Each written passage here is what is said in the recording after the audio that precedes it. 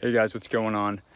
GovKid Method here. I'm actually going for a walk, trying to avoid the flies here, trying to get a little bit of exercise. Thought it might be an interesting way to make a video. So based on my last video, I did receive a question that I wanted to respond to. So what I'll be responding to in this video is a question from Heather.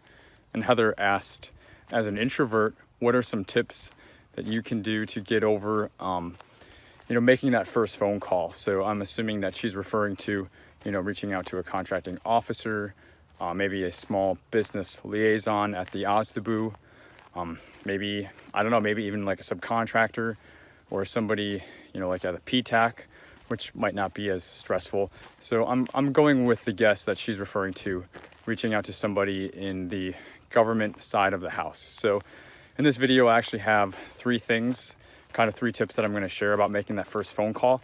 And I really like this question because it's something that I haven't really talked about at all yet, but I plan to do more so. And so I thought this would be a good kind of tip of the iceberg to get into answering that question. So just like with any phone call as it relates to sales, anybody who has sales experience is probably going to understand and know some of this. But kind of the first tip when you're going to be on the phone is you have to have a clear reason for what your phone call is going to be. And that usually means like a clear outcome. So oftentimes when you call a contracting officer or small business rep, you open the conversation literally like on a script. You can say the reason for my call is blank, right? So the reason for my call is to, confirm receipt of, a bid that I responded to or a source of thought that I responded to. I'm calling to request a capability briefing, or I'm calling to request a proposal debrief. You should have a very clear reason and outcome for this phone call, right? That should take away immediately like a lot of your anxiety, because you're not like guessing or just hemming and hawing and hoping a conversation happens. You have to control the conversation, and the way by doing that is to start with a structure. And this also lets the receiver, the contracting officer or the small business rep, know that, you kind of know your stuff, you're not going to waste their time. And they know, more importantly, that they can help you, or that maybe they can get you to the right person who can help you based on the content of, the question that you're asking and the reason for your call. So that's tip number one. Have a clear outcome. As I'm very much an introvert myself, knowing exactly kind of the reason I'm calling takes away half of my anxiety of getting on the phone. Okay, and then tip number two, it relates a little bit to tip number one, but it's don't try to take on something too large just in one phone call. So as it relates to sales, for example, with GovCon, don't try and make a sale over the phone. Don't try and win a contract on a phone call. That's going to be setting the bar of expectation way too high.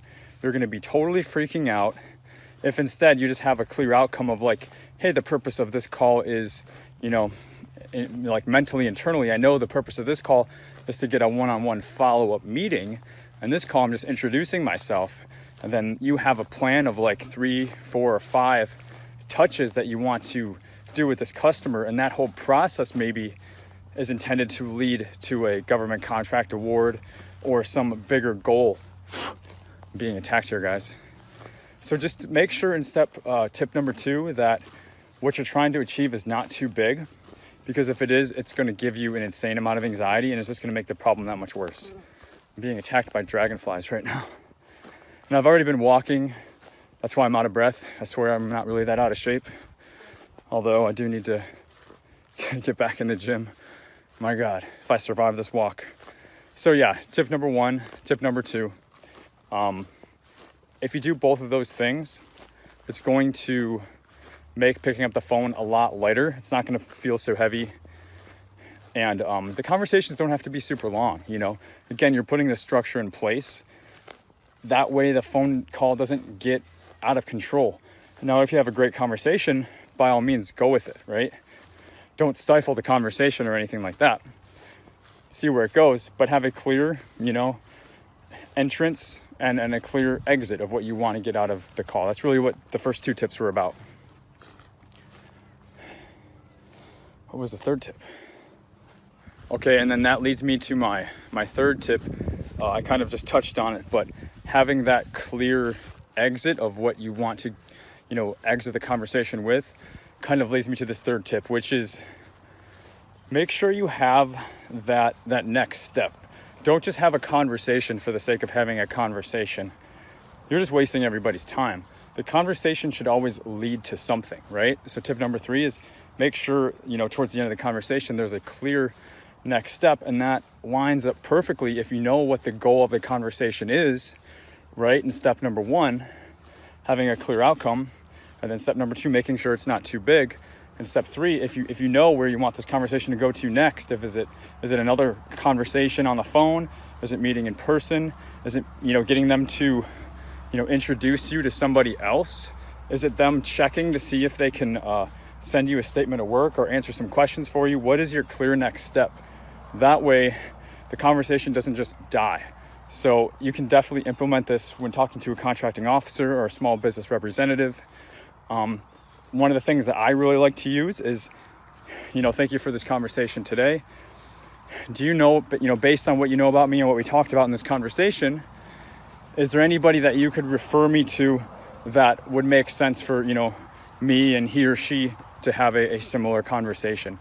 Or, somebody that could help me down the path, or maybe something that could be more mutually beneficial, that, it would be beneficial for them to talk to me and learn about my company, and I can learn more about, what they're procuring as somebody who's in, government contracting or a small business rep or something like that. So have a clear, productive next step that matches with your number 1 goal of what is the reason for this call. So I hope that makes sense. It all kind of blends together, but I find if you separate it into these 3 different steps, again, if you will, that it makes making these phone calls, especially as an introvert, a lot more manageable. The phone is not so heavy, like I said. And if these are the 3 things that are going to control this conversation, you can literally just check them off as you go on the phone call, and you've done your job.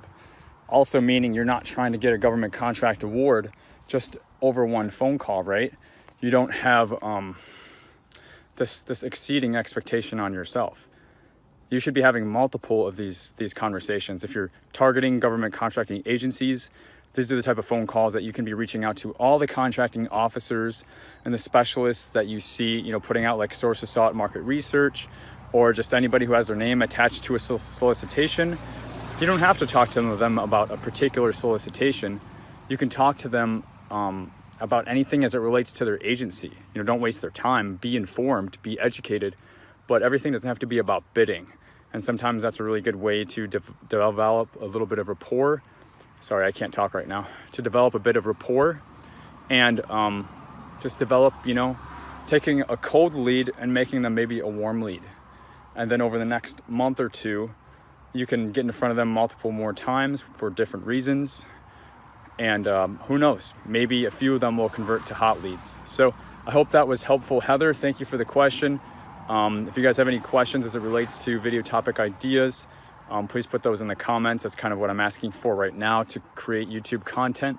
Since I'm in this crazy transition of moving, it's not going to be over until basically the end of September or October. So I'm kind of in no man's land for a couple months. So thank you guys for helping out. Thank you, Heather, for the video topic. I hope that these tips are helpful to you as well as all you guys listening. And leave some comments of the next video topic you would like covered, and I will see you then.